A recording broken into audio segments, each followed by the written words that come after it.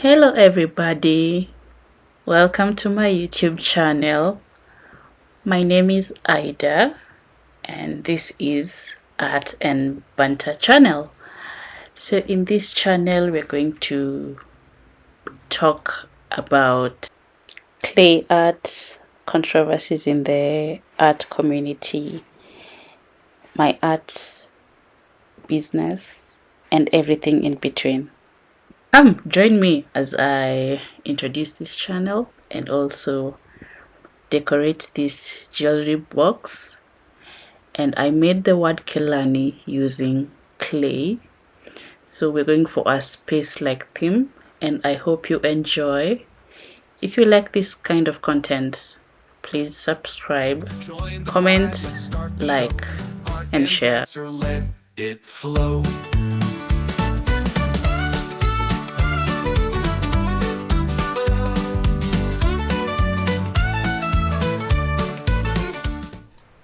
So as you can see in the beginning, I started by wiping my face mask, and that's because we want to spray paint this jewelry box.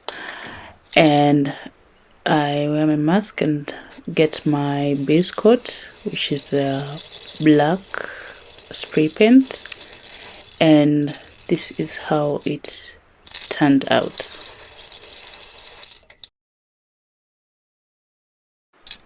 Then I went ahead and used a purple and magenta spray paint, but I didn't shake well, so don't be like me, shake your spray paints well. And this is how it turned out. Silly me, I forgot. So in case you're wondering how I added the stars on the jewelry box, watch this. This is how I made it without a mold, and have fun.